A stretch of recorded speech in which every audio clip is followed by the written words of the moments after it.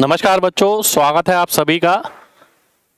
अभी अभी latest SSC CPO 2024 का नोटिफिकेशन आ चुका है और सबसे बड़ी बात है इस बार भर्ती है काफ़ी अच्छी। 4-4.5 हज़ार भर्ती है मेरे ख्याल से, ठीक है, जो हर साल इतनी नहीं रहती हैं। तो आइए जान लेते हैं कि क्या क्या एलिजिबिलिटी है, एग्ज़ाम कब होने वाला है, कब से कब आप भर सकते हैं, कैसे एग्ज़ाम निकलेगा, ठीक है। इन सब विषयों पे हम चर्चा करने वाले हैं। तो आइए शुरुआत करते हैं। सबसे पहले देखते हैं वैकेंसी कितनी आई है। 4187, जिसमें से दिल्ली पुलिस एसआई और जीडी एसआई दोनों की वैकेंसी है। दिल्ली पुलिस एसआई ये 186 वैकेंसी है, मेल जो है 125 और महिलाओं की 61 हो गई। वहीं अगर जीडी एसआई की बात करें तो 4001 वैकेंसीज हैं, देखिए काफ़ी सारी। तो 3693 पुरुष, 308 महिलाएं, ठीक है। दोनों ही एसआई की हैं, सीपीओ एसआई जैसे कि हर बार निकलती हैं, इस बार लेकिन वैकेंसी थोड़ी ज़्यादा है। एज लिमिट 1 अगस्त 2024 को मांगी है, 20 से 25 साल, यानी 1 अगस्त 2024 को आपकी उम्र या तो 20 साल होनी चाहिए या 25 साल तक अधिकतम होनी चाहिए, उससे ज़्यादा नहीं और उससे कम नहीं। एज रिलैक्सेशन की अगर बात करें तो कैटेगरी वाइज रिलैक्सेशन भी है। एससी एसटी अगर कैटेगरी है तो 5 साल का है, ओबीसी है तो 3 साल का है, और एक्स सर्विसमैन है तो यहाँ पर भी 3 साल का है, ठीक है। एप्लीकेशन फीस आपकी 100 रुपये है, और अगर आप महिला हैं या एससी एसटी कैटेगरी के हैं तो कोई फीस नहीं है इसके अंदर। और एक चीज़ यहाँ पर लिखी है कि भैया एक वैलिड ड्राइविंग लाइसेंस आपके पास होना जरूरी है, एलएमवी का, लाइट मोटर व्हीकल का। लाइसेंस के बिना काम नहीं चल पाएगा, लाइसेंस होना बहुत ज़रूरी है, ठीक है। क्योंकि देखिए ये जॉब भी है उस तरीके की जिसमें ड्राइविंग रहती है, बाइक पे, गाड़ी में, जॉब का नेचर ऐसा है, तो इसलिए लाइसेंस मांगा जाता है, मैंडेटरी है, ठीक है। अब एग्जामिनेशन कैसे होने वाला है। एग्जाम के हैं 4 फेज। पहला अगर देखें तो CBT 1 यानी एक कॉमन एग्जाम होगा आपका, ठीक है, जो मैं अभी डिस्कस करने वाला हूँ उसमें क्या आएगा। फिर यहाँ पर PET यानी फिजिकल होने वाला है, ठीक है। फिर यहाँ पर मेंस होने वाला है, इसे मेंस बोलते हैं, इसे हम प्री बोलते हैं। और यहाँ पर फिर मेडिकल होने वाला है, यानी पहले आपका प्री होगा, फिर फिजिकल कराया जाएगा। जो फिजिकल में सफल होंगे छात्र उन्हीं को केवल मेंस में बुलाया जाएगा, और उसके बाद मेडिकल के बाद फाइनल मेरिट लग जाएगी आपके नंबर के अनुसार।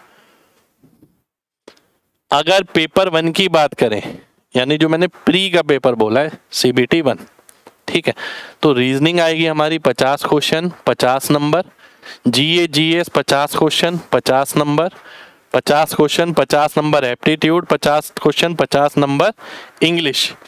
तो 2 घंटे का ये वक्त है, पैटर्न में तो कोई बदलाव नहीं है। 2 घंटे में 200 क्वेश्चन आपको करने हैं, 200 नंबर के, और वही आपका 1/4 नेगेटिव मार्किंग है ना इसके अंदर। तो 2 घंटे में 200 क्वेश्चन करने अपने आप में बड़ी बात है, वैसे 120 मिनट में, ठीक है, ये सारा निपटाना है आपको। अगला देखिए पेपर 2 जो रहेगा, यानी फिजिकल के बाद पेपर 1 हुआ, कट ऑफ लगेगी, आप एलिजिबल होंगे, फिजिकल के लिए बुलाया जाएगा, ठीक है। और फिजिकल के बाद जो बच्चे फिजिकल क्लियर कर लेंगे उन्हें पेपर 2 में बुलाया जाएगा, जिसे हम मेंस एग्जाम बोलते हैं। इंग्लिश का एक बहुत अच्छा योगदान रहता है इसके अंदर, ठीक है, और ये माना जाता है अगर इंग्लिश अच्छी है तो बाकी चीज़ों में मेहनत करके आप अच्छा स्कोर कर सकते हैं।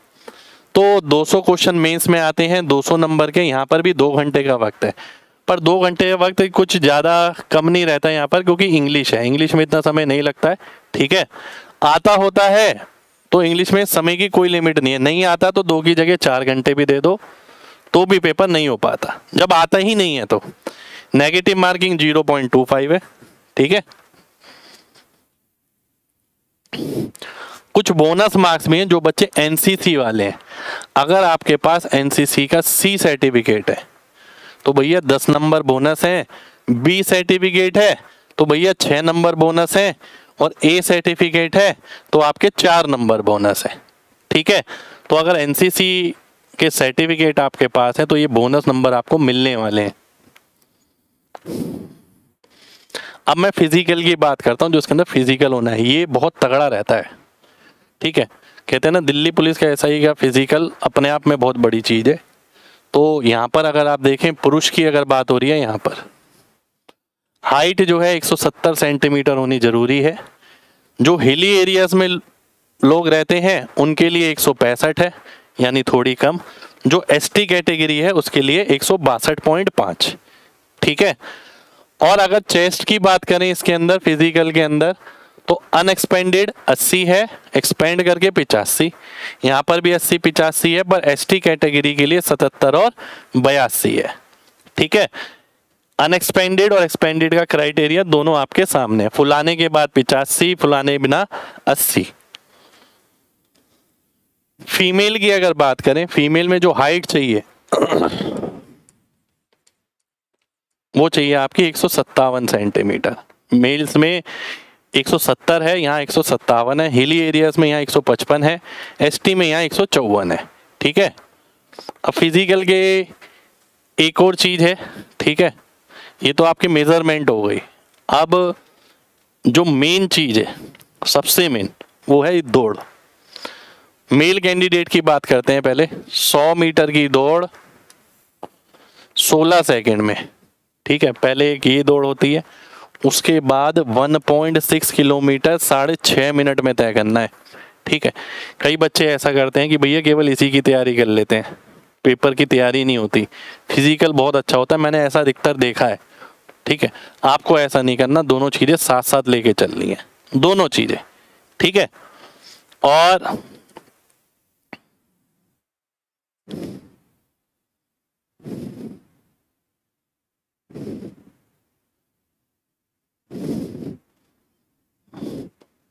अगर मैं आगे आता हूँ, लॉन्ग जंप इसके अंदर होने वाली है 3.65 मीटर की, जो कि 3 चांस इसमें मिलेंगे।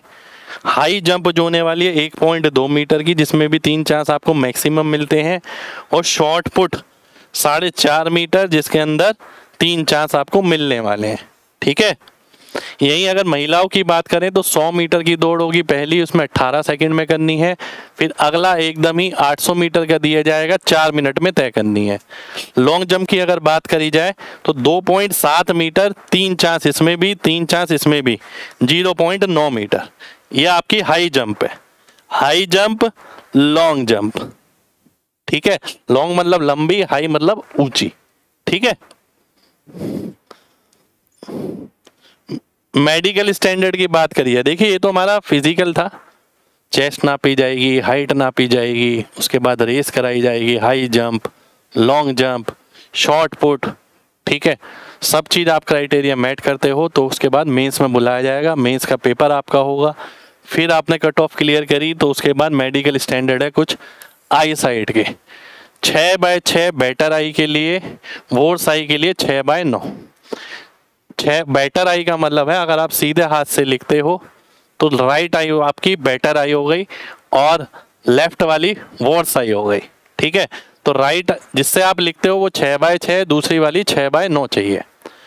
और नॉकनी की अगर प्रॉब्लम है, फ्लैट फुट की है, वेरिकोस वेन की है, तो ये सब नहीं होने चाहिए, या कलर विजन की दिक्कत है तो ये सब बच्चे एलिजिबल नहीं है, ठीक है। अब बात आती है ये कि पेपर कब है, पेपर कब रहने वाला है हमारा, ठीक है।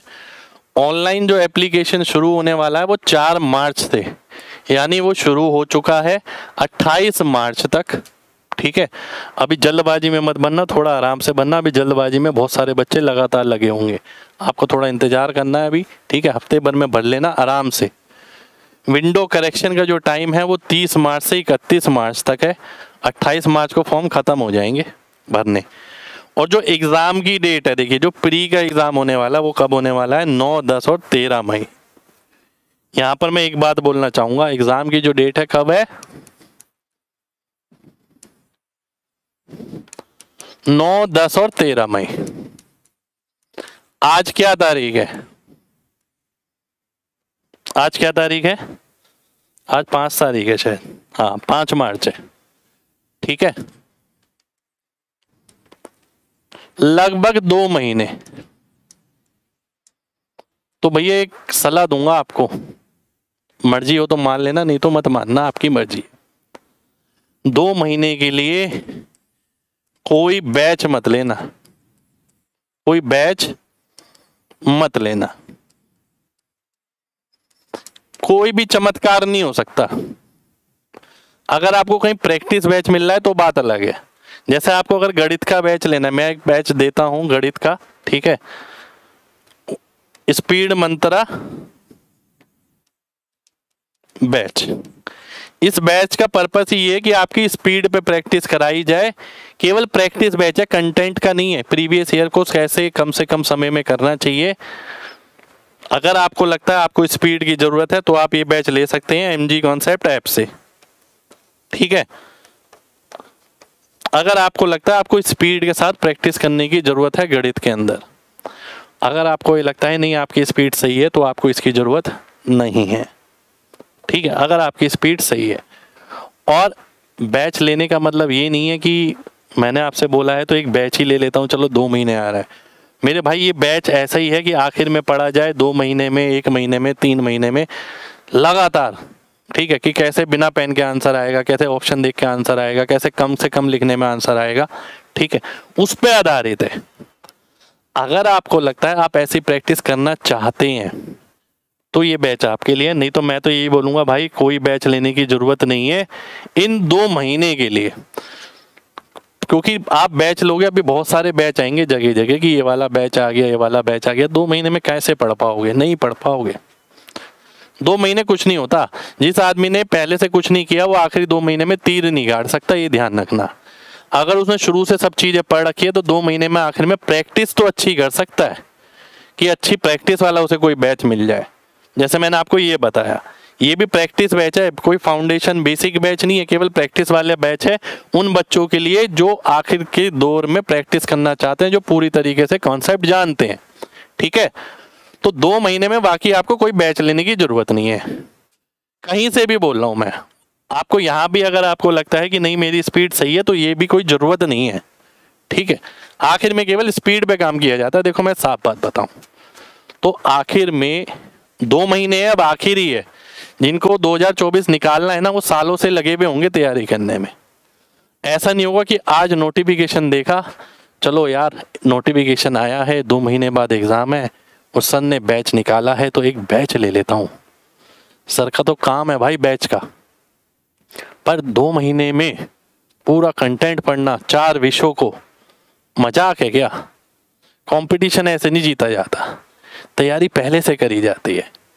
तो आगे भी कोई भी आप एग्ज़ाम देते हैं तो ये ध्यान के चलिए कि 5-6 महीने कम से कम आपके पास हों। अगर आप किसी बैच को दे रहे हो तो कम से कम बता रहा हूँ, ठीक है, तब जाके आप सोच पाना उसके बारे में।